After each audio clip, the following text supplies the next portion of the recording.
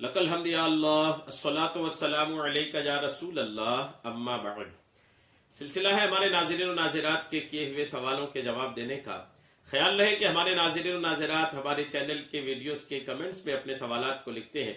हम उनके सवालों के जवाबात कुरान व हदीस और दीगर किताबों के हवालों से पेश करने की सआदतें हासिल करते हैं। अगर आपका भी कोई सवाल है तो आप अपने सवाल को हमारे चैनल के किसी भी वीडियो के कमेंट्स में लिखें। आपका सवाल हम तक पहुंचेगा, इंशाअल्लाह हम आपके सवाल का जवाब भी पेश करने की सआदतें हासिल करेंगे। हमारे नाज़रीन में से एक इन्होंने सवाल किए हैं कि मैं तहज्जुद पढ़ता हूं तो गुनाह भी होता है, लेकिन हदीस में आया है कि जब गुनाह होता है उस दिन तुम तहज्जुद नहीं पढ़ पाओगे, लेकिन मैं फिर भी पढ़ता हूं। मेहरबानी करके मेरा ये शक दूर कर दीजिए, वो गुनाह कौन सा है जो तहज्जुद पढ़ने नहीं देता। ये इनका सवाल है कि ये तहज्जुद पढ़ते हैं और इनसे गुनाह भी हो जाता है, और इन्होंने कोई हदीस ऐसी पढ़ने की बात किया है कि गुनाह करने से वो तहज्जुद नहीं पढ़ पाता। अब ये बात इन्होंने किया है। आप गौर कीजिए कि गुनाह की वजह से अगर आदमी नमाज नहीं पढ़ पाए तो आज कसीर तादाद ऐसे नमाजियों की है कि वो नमाज भी पढ़ते हैं और गुनाहों की दुनिया में भी है, लेकिन नमाज पढ़ते हैं।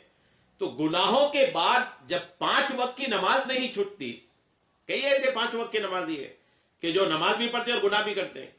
तो ऐसी जो आप हदीस की बात कर रहे हैं ना, कि जिस हदीस के बारे में आप कह रहे हैं कि वो ऐसी कोई हदीस है कि गुनाह करने से तहज्जुद नहीं पढ़ पाता, तो ऐसी कोई हदीस मेरी नजरों से नहीं गुजरी, मेरे मुताले में कोई ऐसी हदीस नहीं आई, और ये बात समझ में भी नहीं आ रही है कि गुनाह करने की वजह से कोई, ये जरूर इस तरह की बातें जरूर है कि गुनहगार पर नेकियां मुश्किल हो जाती हैं, ये जरूर है, इस तरह की मफहूम है किताबों में कि गुनाहगार पर नेकियां जो है ना वो मुश्किल हो जाती हैं। मुश्किल होती है लेकिन नामुमकिन नहीं होती।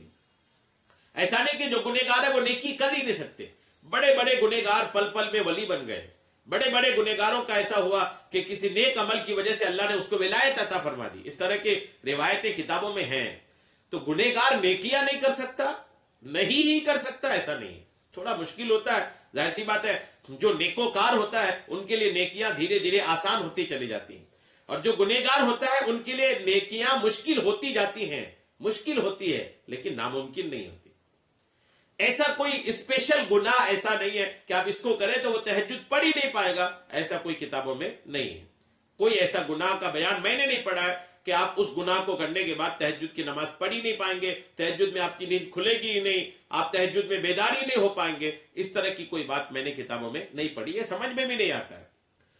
तहज्जुद की नमाज से ज्यादा ऊपर 5 वक्ता नमाजें हैं। जो 5 वक्त की नमाजें हैं ये तहज्जुद से ऊपर है। तहज्जुद से पहले 5 वक्त की नमाज है। तो 5 वक्त की नमाज के बारे में तो ऐसी कोई बात नहीं। बड़े बड़े गुनहगार हैं जो नमाज भी पढ़ते हैं और गुनाह भी करते हैं। अल्लाह करम फरमाए गुनाहों से दूर हो जाए। और जब आदमी नमाज पढ़ता है ना, तो नमाजी जो नमाज पढ़ता है एक ना एक दिन उनकी नमाज जो है ना उनको गुनाहों से दूर ले जाएगी। नमाज में ये बात है। ये बस नमाज को उनके तमाम शराइत, तमाम वाजिबात, तमाम सुन्नतें, तमाम एहतियातों के साथ नमाज को खूबसूरत बना करके पढ़े ना, तो वो नमाज अल्हम्दुलिल्लाह उनको एक ना एक दिन गुनाहों की दुनिया से निकाल कर नेकी की दुनिया में लाके खड़े कर देगी। लेकिन उसके लिए नमाज भी उस तरीके से पढ़ने की जरूरत है। तो कोई ऐसा गुनाह मैंने पढ़ा नहीं है। अगर आप दिन में कोई गुनाह करते हैं और फिर रात को आप तहज्जुद पढ़ लेते हैं, अल्हम्दुलिल्लाह मुबारक है, लेकिन आपको ये एहसास तो है ना, आपको ये एहसास हो रहा है कि आप कोई गुनाह करते हैं। यही एहसास की वजह से आप उस गुनाह को करना छोड़ दीजिए। आप बता रहे हैं कि आप गुनाह कर रहे हैं, बताइए आपको यकीन है, आपको ये आपको लग रहा है कि आप गुनाह कर रहे हैं, उसके बाद भी आप छोड़ेंगे नहीं तो कैसे चलेगा। वो भी आप तहज्जुद पढ़ रहे हैं और तहज्जुद पढ़ने वाला गुनाह करेगा।